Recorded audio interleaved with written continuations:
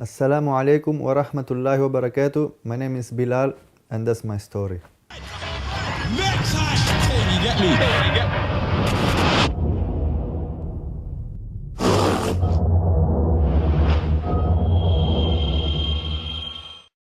I come from Italy, from a place called Montegranaro, which is a village. Village, yeah? Yeah, Small or it's big about village? it's about 13,000 people. Oh, so it's pretty small. It's not big at all, but it's not really small. Okay. But still, everyone knows each other. Mm-hmm. You know, it's kind of the place. If you hear something going on, everyone knows it. Yeah. Nothing, just common life. Obviously, there's nothing going on there. There's not much going on. Not a lot of activities going on in your village? No. Basically, I was into the church stuff. You know, when I was young, I used to help the priest when there was the function. You know, I like to do that kind of stuff. Who introduced you to that type of stuff? Your family or? Well, it's a local thing. You know, everyone goes to the church, so I kind of feel like helpful doing that. You know. So it was like a community type And of thing? that's the belief. Yeah, remember my mom? She used to ask the priest to come before we sleep to read the prayers for us and stuff like that. Okay. Because I was a bit naughty, you know.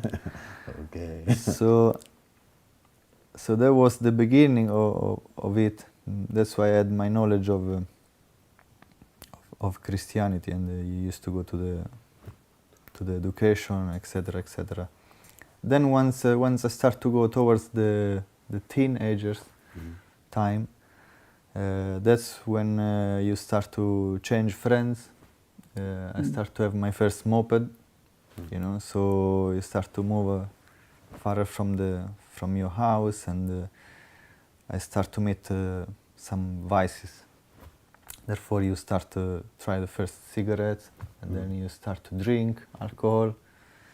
And then from 14, 15, 16, since I started the high school, which for us start 14 years old, up to 19. Oh, it's different to here, because It's here different we start from school like 11 to system. You go 12. primary, the first 5 years, from the age of 6, basically up to 11, 12. Then you move to secondary school, which is only 3 years, and then you're gonna choose your high school. So Okay. from 14 till 19. Okay. And that's when it was in another town, so it was more far from the being controlled, you know. And I start to Started do to some change. bad stuff. Yeah. How did your family take? Because obviously you said when you were younger, you were I always was in the church. I was already naughty, so they were very harsh on me. Till one day I remember that my dad attended a meeting in a school. It was for parents, and then I think in that meeting they spoke about how to educate your child, and not to beat him, and to use more wisdom rather than just beating your child. And then that's when I noticed they stopped. I stopped get physical punishment basically, and they start to be more easy on me. But I don't know if it was good, because then I became worse basically, because they didn't have much control on me. So I used to not listen to them, being very rude to them. And this was my life until I had my education. What did you were education? I What were you study studying? I study as a geometry Mashallah. geometry school. When I reached 19 years old, I was in the final exam, and I just gave up. Why? What made you give up? Because basically it was kind of a disaster, meaning that the year I didn't attend much school. I knew that I couldn't make it, couldn't succeed the exam, so I was stressed out. I said, you know what, you just... Did you used to Yeah, enjoy yes. what you were studying? Not really, not anymore. Why? What Because made you change? when you choose the school so young, then it ends up not being the thing that you like really. You see, because the only reason I choose the school because I was good in technical drawing. Okay. That's the only reason. But then you start to find economical matters, and maths, and engineering matters. Not all of the stuff I liked. and I didn't like my teachers. You know, I found them very. I didn't like. I was about, you know, a rebel kind of student, so I didn't like the system. I didn't like their type of teachers, which I find them being hypocrite and this and that. So all of that made me hate the environment. So I didn't really care. And was this still in the same village that you were in, or did you move out of that village this time? I still was living with my parents, but the school was in another village, about 15 kilometers. Okay. So still within the area. But that time I was I start to drink. I was drinking heavily, you know, because there's nothing going on. You know, I probably met the wrong people during my youth. So you know, I used to hang around with people which they were always older than me.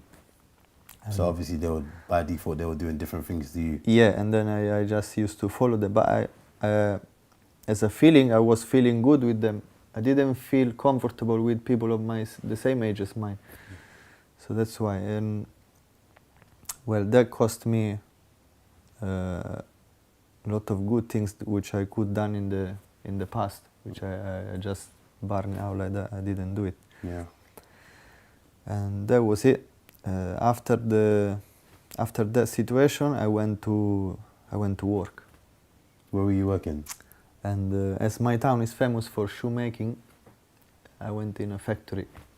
Making shoes, making shoes? Making shoes. So you're good at making shoes, yeah?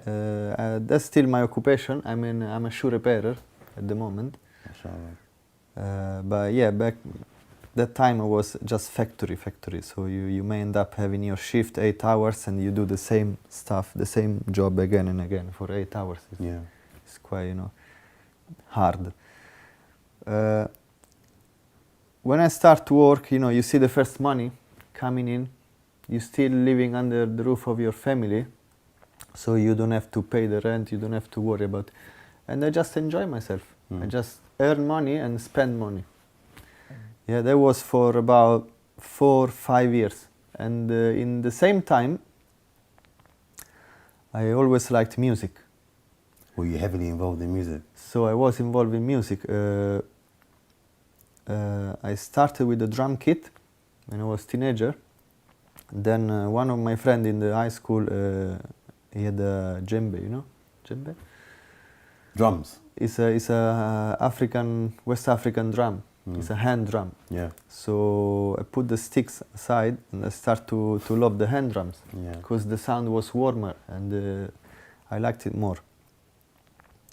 Then when I started slowly, I start to attend a few courses of African drumming, which was difficult for me because I have to travel to Rome or to city far away from me because just for attend a class.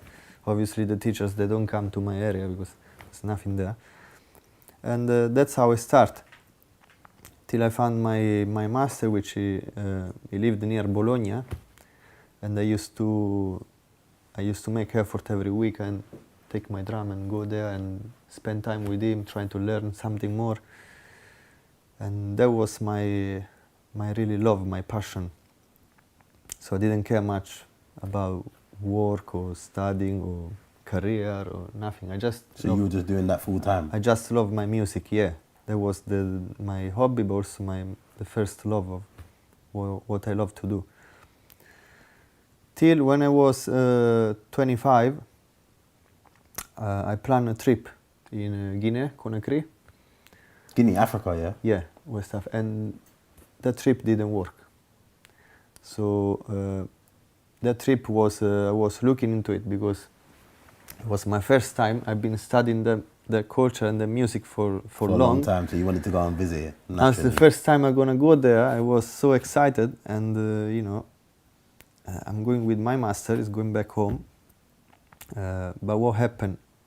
Within less than a month time, it happened. The president of the country died. There was a coup. So the military took over. The country was unstable.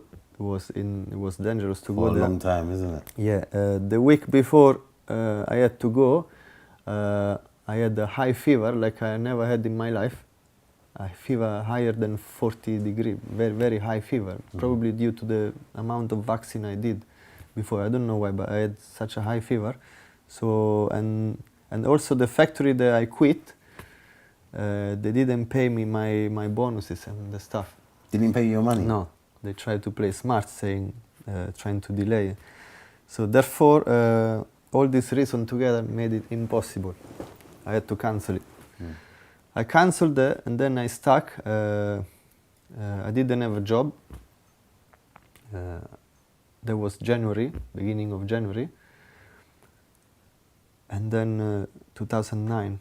And then, I was just, trying find some job, some here and there, which was very hard because that time there was a recession time. Yeah. So the whole factory started to close down. To find the job, it was very hard. In the same time, my sister, she was in London. She's younger than me. She's 4 years younger than me, and she was here for an experience. When you are young, you want to go Travel abroad, you want to learn stuff. English, you want to see another country, etc. And when she came in holiday in the summer, she said to me, "Why don't you come to London?" Myself, I said, "No way, man. I'm coming there to see what, to freeze myself. It's too cold." And Yeah. And then I was thinking, and then I said to myself, "Why not? Why shall I be negative? Why in the end, why am I going to lose? I'm going to go there a couple of months, See what it's see like. what's what, try and, it's not bad as I didn't travel much in my life." I said, "Okay, let's go." I made the ticket. I had kind of a £90 money in the pocket, no more than that. And I was in the first month I was sleeping in her room. Basically, I was on the floor. That's the beginning. So in the first week I was kind of panicking. You are in London, in a massive city. Just I see one junction, and then 5 minutes ago I lost myself. I don't know where I am. Kind of it's a And jungle. it's fast. It's very fast in London. Yeah. It was unbelievable. The impact was, I kind of had, I started to go a bit funny, like I didn't want to go out of the house because I may get lost or maybe, That was the beginning. But after a week I realized, okay, I start to enjoy the fact that, you make effort, you start to speak another language. I found a job. I found a job as a restaurant, as a kumi waiter in an Italian restaurant after a week with no experience. That's quick. I never done it. I told him, "Look, I never done this job." So he said, "Okay, come tomorrow, 8 o'clock." And I just put myself. That's how I started it. So once you get into it, basically you don't want to come back because down there's nothing to do. So moreover, after a month or two, I met an Italian which he was busking, playing these drums in Piccadilly Circus. My sister called me and said, "Oh, I found someone playing the drum that you do. Come and meet them." So I made my way to Piccadilly Circus and we met. So this guy was already here. He spoke good English, which lately I moved to live with him, to share the same house with him.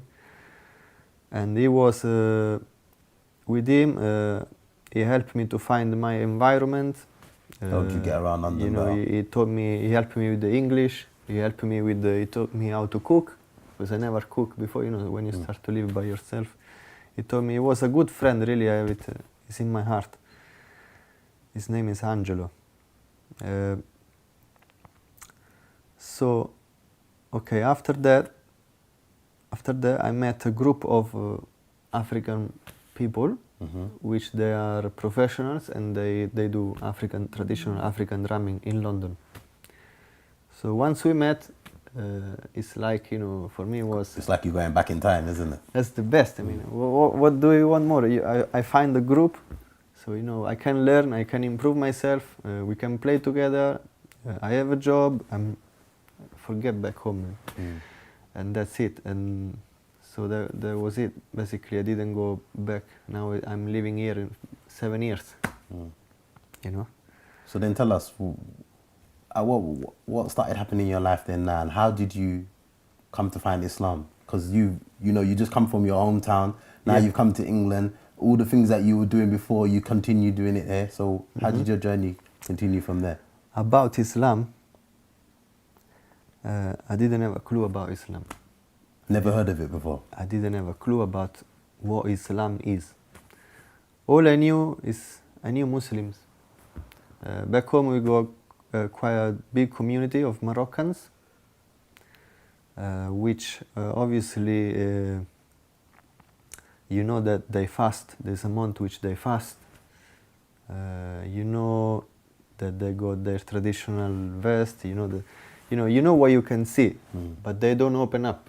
They don't tell you about their beliefs. No one tells you. I had even Muslim Moroccan friends, a lot of them, but they all were not practicing, obviously, and you don't hear nothing about praying. You don't see them. You just hang around with them. They drink. They do everything. So for you, it's just a friend. Yeah. You know, it doesn't give you anything of, because probably they feel shy. You know, they may think, oh, you will never understand Islam, so they don't bother even. That's how it is. When I came here, same thing. Lately, I was living in East London, and I rented a room. There was this Somalian lady that she rented me a room in her flat.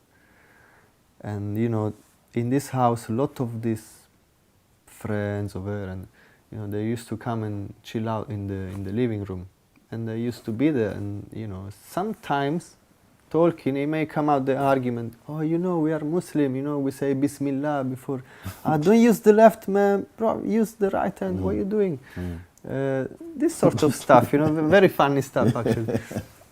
But sometimes we go into the discussion, you know, the Quran, Islam is good. Even they are not practicing, but still it's in their heart. You know, so they're trying with you, they tell you something about. At least they tried.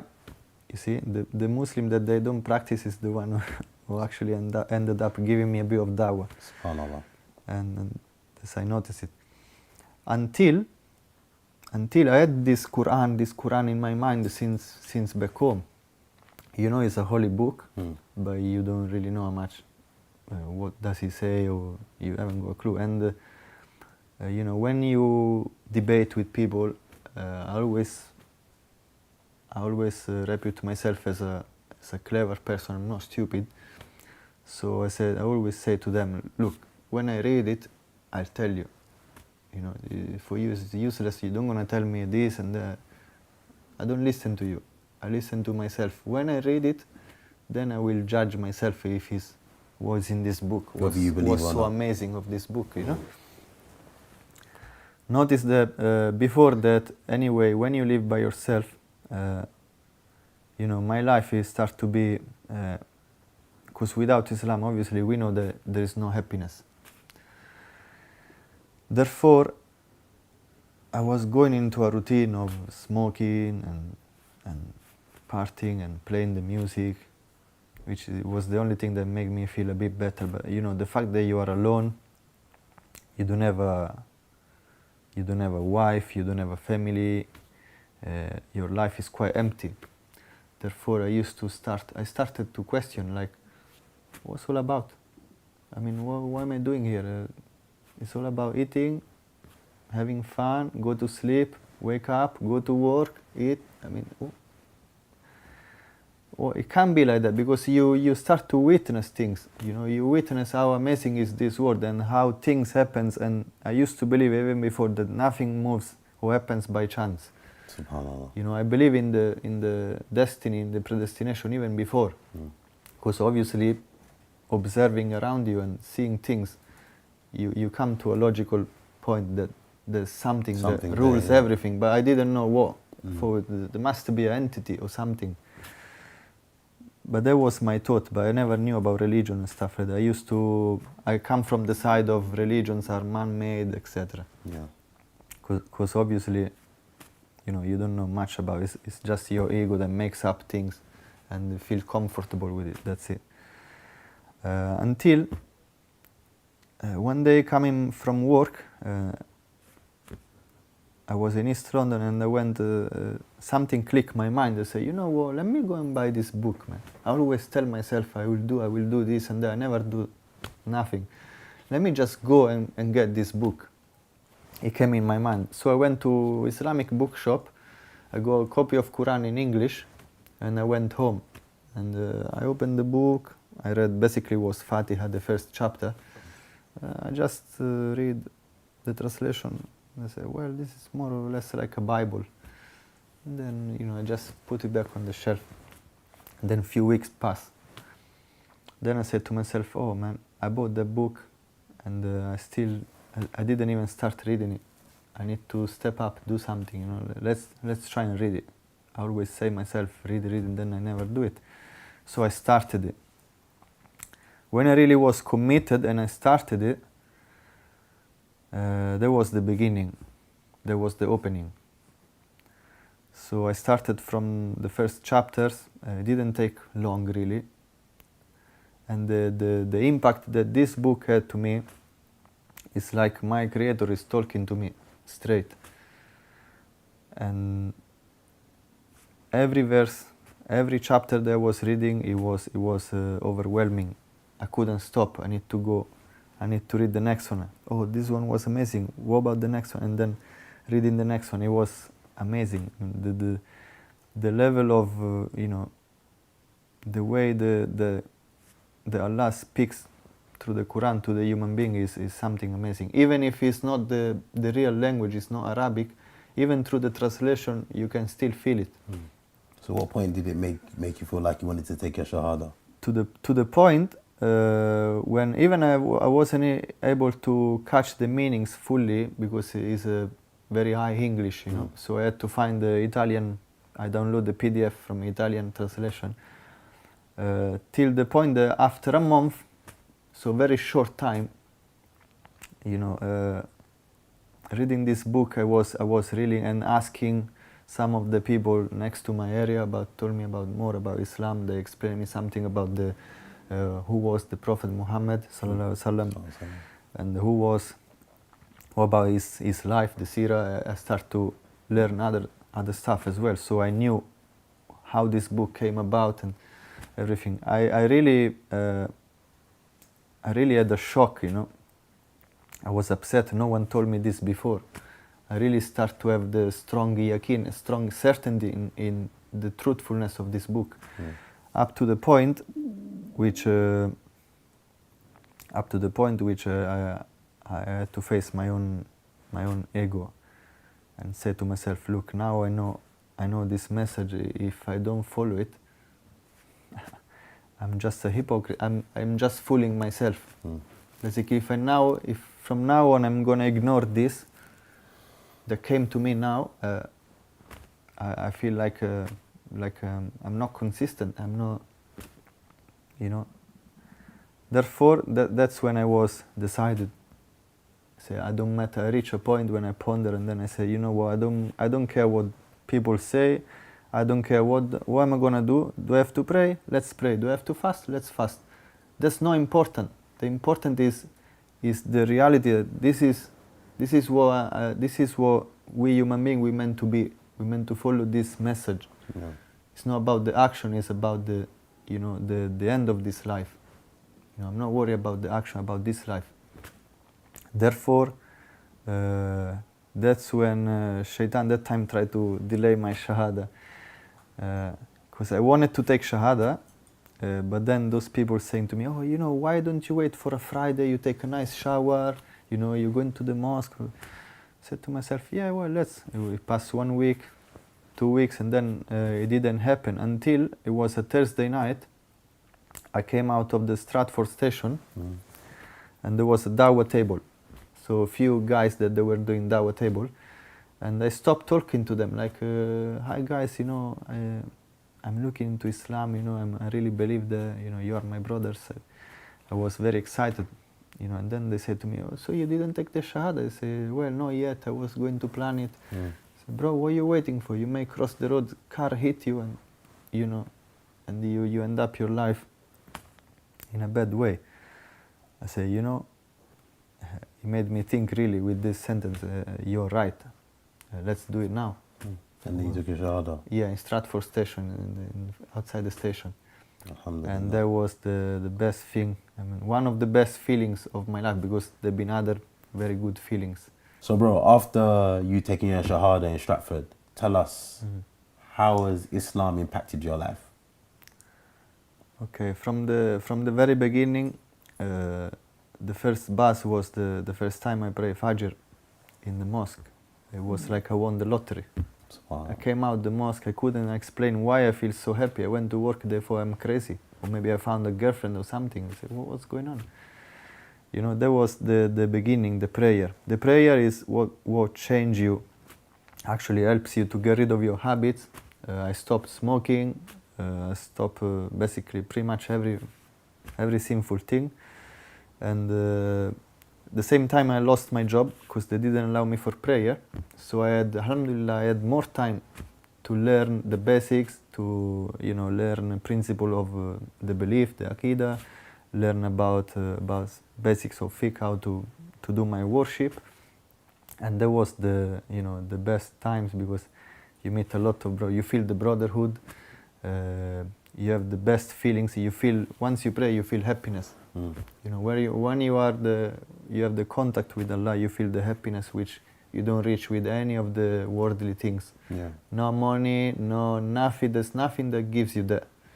That's the best thing that I had. After 6 months, I married, and I'm happily married about 3 years now. We have 1 daughter, and that's another thing that I never planned to do in my life before.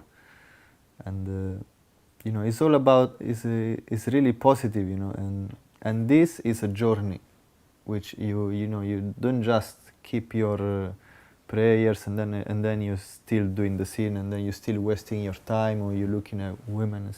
You have to try to improve until you get closer to God. Basically, that's the journey that I'm going through, and so far it's the best thing that happened to me, and I'm very thankful. Alhamdulillah. And I hope that anyone who is looking into Islam, what's my advice is, don't look at the Muslims, because obviously no one is perfect. Don't look at the media, because they're talking a lot of rubbish. It's clearly there's a propaganda against Islam for political reasons. And just ask in your heart to your Lord to guide you to the truth, and you'll be guided. If you are sincere to yourself, Allah will guide you. If you looking into a thing to find its mistake and to find something, is because you're trying to please your own ego. Basically, you will never find the truth. Therefore, that's my advice. Jazakallah khairan, and thank you for sharing your story with us. Alhamdulillah.